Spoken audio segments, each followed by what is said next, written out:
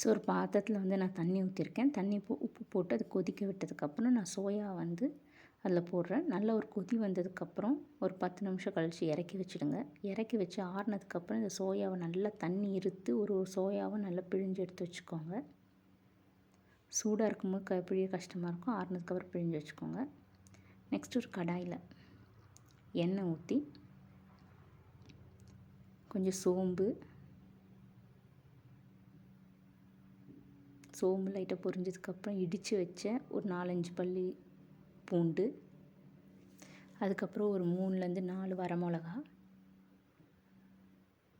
இது லைட்டாக வறுத்ததுக்கப்புறம் கொஞ்சம் கறிவேப்பிலை,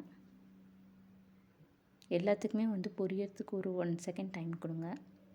அப்புறம் ஆனியன், நான் 2 ஆனியன் எடுத்திருக்கேன், நீல வாக்கில் வெட்டினது. அது கொஞ்சம் உப்பு ஆட் பண்ணிவிட்டு நல்லா வதக்கிக்கோங்க.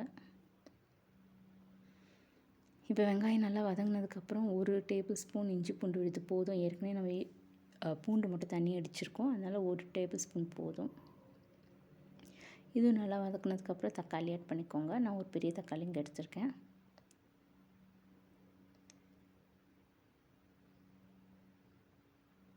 நல்லா தக்காளி குழஞ்சி வரணும். அது லைட்டாக சால்ட் போட்டுக்கோங்க. மஞ்சத்தூள், மிளகா 1 டேபிள் ஸ்பூன், தனியா 2 டேபிள் ஸ்பூன் போட்டுக்கோங்க.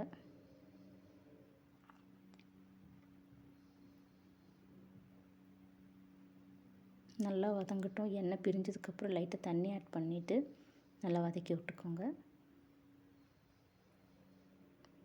இப்போ கொஞ்சோண்டு கொத்தமல்லி போட்டு வதக்கிக்கோங்க.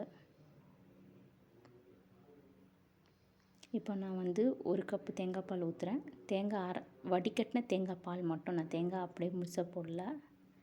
வடிகட்டின பால் மட்டும் ஊற்றி கொதி வந்ததுக்கப்புறம் நான் சோயா போடுறேன். சோயா போட்டு நல்லா பிரட்டி எடுக்கணும்.